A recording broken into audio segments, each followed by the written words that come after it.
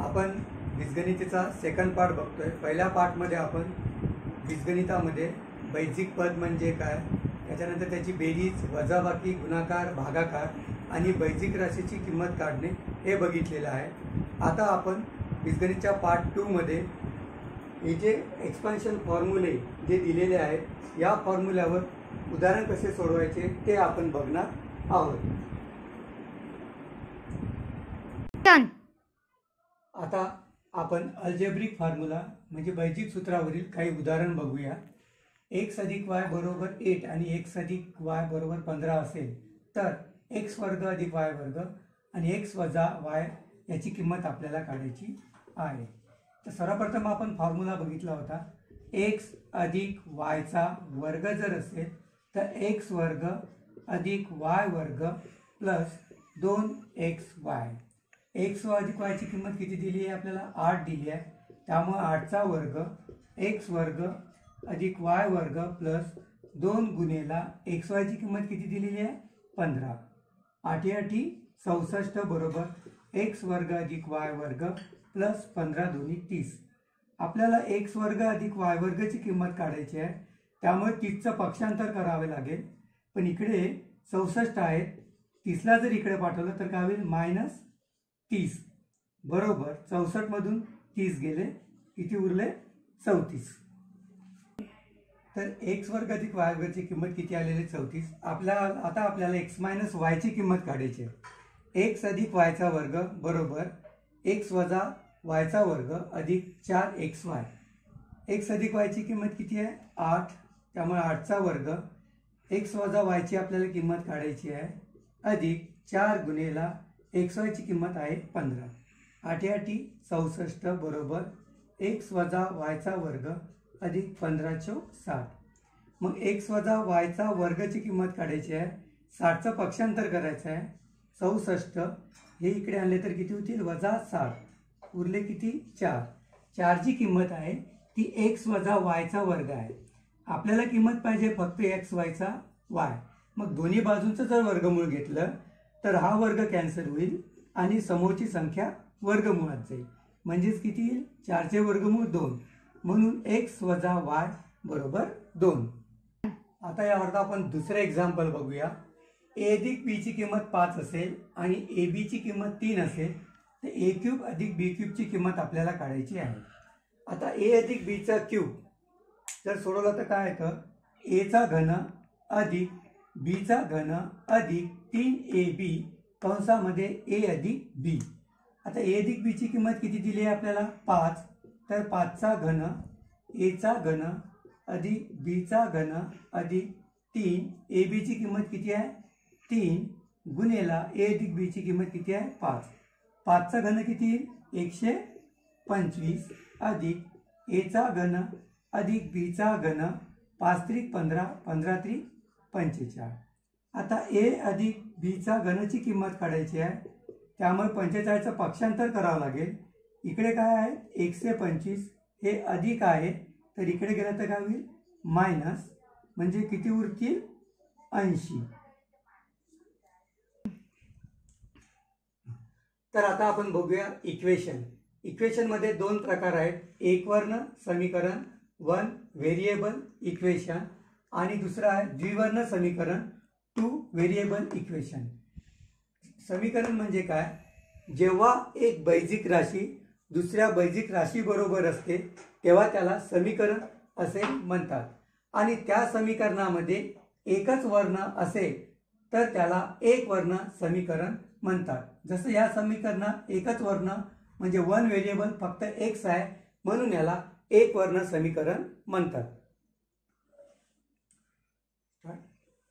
द्विवर्ण समीकरण 2 variable equation, ज्या समीकरणामध्ये 2 वर्ण किंवा 2 अव्यक्त पदे असतात त्याला द्विवर्ण समीकरण म्हणतात। जसं यामध्ये एक x आणि y। द्विवर्ण समीकरण सोडवताना x आणि y च्या अशा किमती काढायच्या असतात, त्या किमती दोन्ही समीकरणामध्ये ठेवलेल्या असतात, ते समीकरण। आता आपण बघूया द्विवर्ण समीकरण कसं सोडवायचं ते।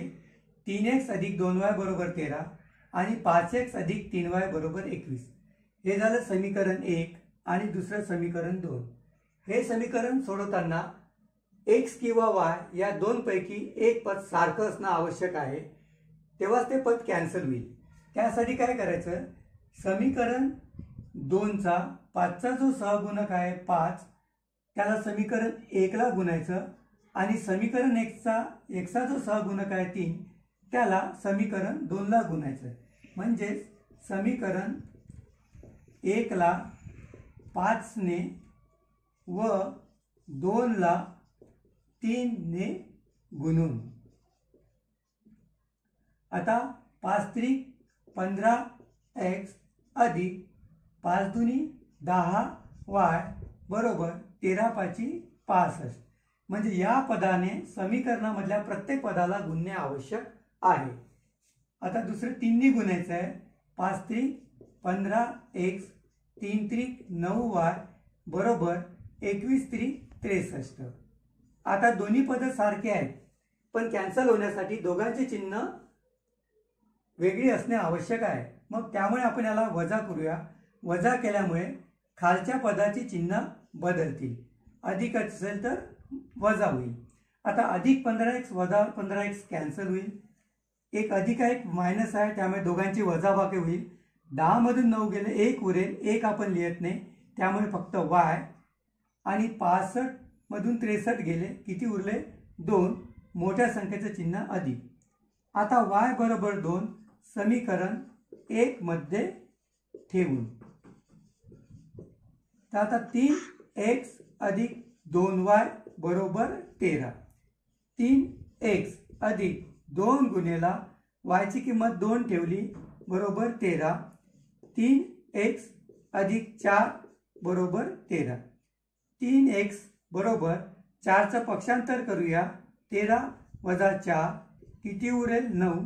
मग 3x बरोबर 9. तर x बरोबर 3चं पक्षांतर करावं लागेल. x इकडे 3 इकडे गुणेला आहे, त्यामुळे याला काय जातील भागेला. 9 भागेला 3 म्हणजे x बरोबर 3. म्हणजेच x आणि y च्या किमती काय निघेल, x बरोबर 3 आणि y बरोबर 2. आता आपण वर्ग समीकरण बघूया. Quadratic equation. क्वाड्रॅटिक इक्वेशनचं प्रमाणित स्वरूप आहे ax वर्ग अधिक bx अधिक c बरोबर 0. हे फार महत्त्वाचं आहे. याला आपण standard form of quadratic equation असे म्हणतो. क्वाड्रॅटिक इक्वेशन म्हणजे ज्यामध्ये जे पहिलं पद आहे ते वर्गाचं असतं, दुसरं पद फक्त एकच राहतं आणि तिसरं पद जे आहे ते स्थिर असतं. क्वाड्रॅटिक इक्वेशन सोडवण्याच्या 3 पद्धती आहेत. उदाहरण कशा प्रकारचं आहे त्याप्रमाणे ते सोडवायचं. आता पहिलं दिलेलं आहे x वर्ग वजा 4. तर याला कसं सोडवणार, x वर्ग वजा 4 कशाचा वर्ग आहे, 2चा वर्ग बरोबर 0. आता हे कोणत्या स्वरूपामध्ये आलं आहे, आपण सूत्र बघितलं होतं a वर्ग वजा b वर्ग. म्हणजे याचे अवयव काय पडतात, एका कंसात बेरीज दुसऱ्या कंसात वजाबाकी. मग याचे अवयव काय पडेल, x अधिक 2 दुसऱ्या कंसात x वजा 2 बरोबर 0.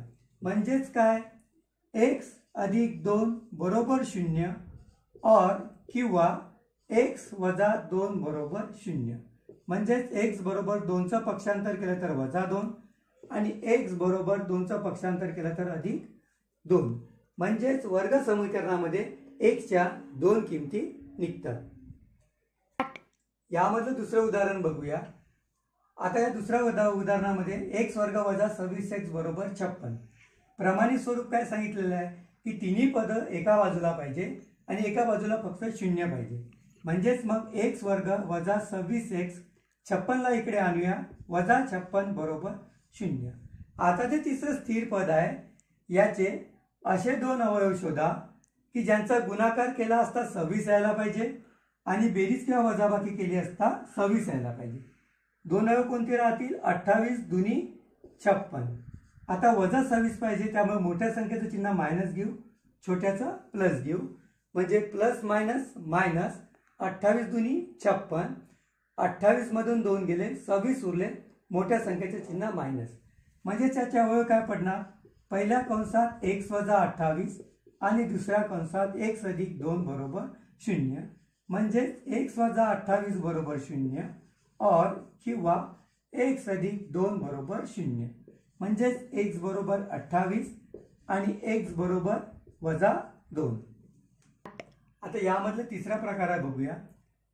आता इथे प्रमाणित स्वरूप काय सांगितलं तुम्हाला ax² plus bx plus c बरोबर 0 म्हणजेच a ची व्हॅल्यू काय राहील 6, b ची व्हॅल्यू राहील -7, c बरोबर 2. आता हे उदाहरण सोडवताना तिघाच्या किमती काढायच्या आणि ह्या किमती काढल्यानंतर याचं सूत्र आहे -b प्लस -b² - 4ac भागेला 2a. या सूत्रामध्ये या किमती ठेवायच्या आहेत. तर आपण b² - 4ac ची किंमत वर काढून घेऊया. तर b वर्ग म्हणजे -7चा वर्ग वजा 4 गुणेला a ची किंमत 6, c ची किंमत 2, 7 7 49 वजा 6 चौक 24, 24 दुनी 48 बरोबर a. आता या सूत्रामध्ये किमती ठेवूया. पहिले काय मायनस b ची किंमत -7 प्लस मायनस b² - 4ac ची किंमत किती काढली आपण 1 भागेला 2 गुणेला a ची किंमत किती आहे 6, minus minus plus 7 plus minus 1 चा वर्गमूळ 1 निघेल भागेला 12. म्हणजे 1 च्या 2 किमती निघतील. x बरोबर 7 अधिक 1 भागेला 12 और 7 वजा 1 भागेला 12. एकदा प्लस घेतली एकदा मायनस घेतली म्हणजेच काय आली 6/12. इथे x बरोबर काय येईल 6 इथे येईल 8/12, इथे येईल 6/12, 4 दुनी 8, 4 त्रिक 12 म्हणजे 2/3, 6 एक 6, साइन दुनी 12 म्हणजेच 1/2. म्हणजेच वर्ग समीकरणामध्ये ह्या x च्या 2 किमती निघतात. या 2 पैकी कुठली एक किंमत समीकरणामध्ये ठेवली x च्या जागी तर शेवटी 0 यायला पाहिजे. तर या बीजगणितावर मी तुम्हाला फार संक्षिप्त रूपात समजावून सांगितलेलं आहे. जर या संदर्भात काही तुम्हाला अडचणी असेल तर तुम्ही माझ्याशी संपर्क साधू शकता. माझा व्हॉट्सअप नंबर आहे 9423434703 आणि जर हा व्हिडिओ तुम्हाला आवडला तर नक्की मला लाईक करा आणि सबस्क्राईब करा. धन्यवाद.